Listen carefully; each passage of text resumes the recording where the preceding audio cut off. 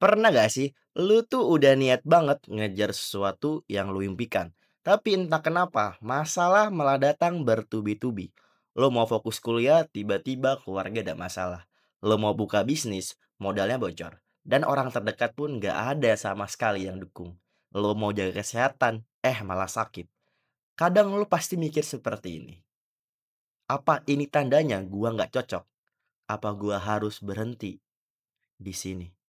Dan tenang aja, hari ini gue mau bahas sesuatu yang gue sebut kutukan. Dan kalau lo ngerti, ini lo bakal berhenti nganggap masalah itu tanda buat lo menyerah. Nah, jadi apa sebenarnya kutukan itu? Kutukan di sini bukanlah hal mistis, bukan juga karma instan, bukan juga dunia yang sengaja nyiksa lo. Sederhananya seperti ini. Kutukan adalah pola masalah yang muncul saat lo mau naik level dalam hidup. Lo mau naik kelas, ujiannya juga naik. Nah, kenapa bisa muncul? Saat kita keluar dari zona nyaman, otak kita memandang hal ini sebagai ancaman. Akibatnya, kita bisa stres, ragu, dan bahkan bisa juga mensabotase diri kita sendiri. Itulah kenapa tiba-tiba semuanya terasa berat. Dan analoginya seperti ini. Bayangkan, kalian tuh bermain game. Setiap kalian mau masuk ke level yang baru, pasti ada boss fight yang harus kalian kalahin. Gak bisa dilewatin, dan kalaupun kalian gak siap, kalian tuh bakal balik lagi ke level sebelumnya. Oke, contoh personalnya seperti ini. Agustus tahun kemarin, gua mengalami kutukan juga. Gua bangun dengan dada yang kayak ditindih batu. Tidur cuma 2 jam, sisanya overthinking. Banyak kegiatan yang kacau, hubungan juga retak. Bahkan hal kecil aja yang biasanya bikin gua senang ataupun senyum lah ya minimal. Kayak nongkrong ataupun sekedar dengerin musik. Semuanya jadi hambar. Setiap pagi bagi gua, masa itu hidup cuma nanya satu hal. Apakah lu yakin masih mau jalan?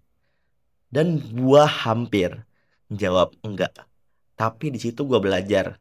Ternyata kutukan itu punya tujuan.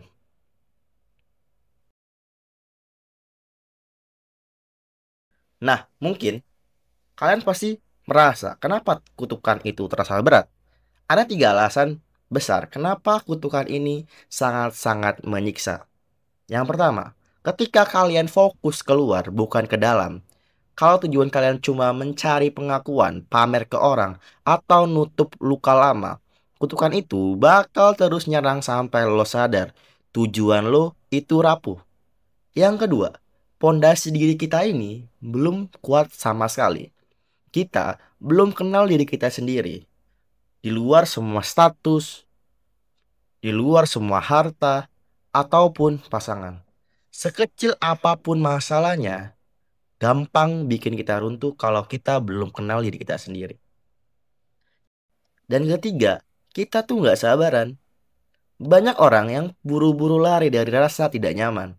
Baru putus, langsung cari pasangan baru. Baru gagal bisnis, langsung lompat ke peluang yang bikin kita cepet kaya.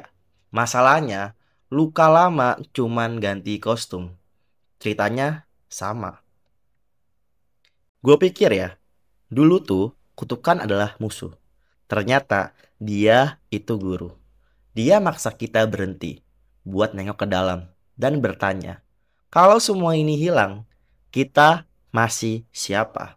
Dia ngajarin kita sabar, dia nyaring niat kita, apakah benar-benar tulus atau cuma mau cepat sampai.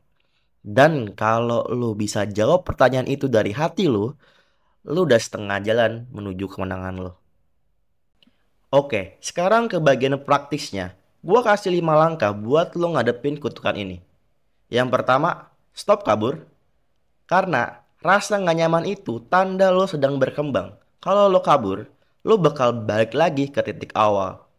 Yang kedua nih, coba lo tulis 10 hal aja apa yang bikin lo bangga sama diri lo sendiri. Tanpa nyebut harta, tanpa nyebut jabatan atau pasangan. Kalau lo susah, berarti lo masih harus kenal diri lo lebih dalam. Langkah ketiga, fokus sama proses, bukan hasil. Bikin target harian kecil aja yang bisa lo kerjain bahkan pas lagi lo nggak mood sekalipun. Langkah keempat, sadar ada harga yang harus dibayar. Ketika lo mengejar mimpi yang besar, berarti lo juga harus siap kehilangan beberapa momen, bahkan juga orang. Dan itu bukan salah lo, karena emang jalur lo yang beda. Yang kelima, bersahabatlah dengan sepi. Sepi itu bukan hukuman, itu ruang buat dengerin suara hati lo sendiri. Jadi, kalau sekarang lo lagi merasa masalah datang bertubi-tubi nih, itu bukan berarti lo salah jalur. Mungkin lo lagi diuji di sini. Jangan buru-buru nyerah, jangan buru-buru ganti arah cuma karena nggak tahan sama rasa nggak nyaman. Diem sebentar, tarik nafas lo pelan-pelan, bangun diri lo lebih dalam.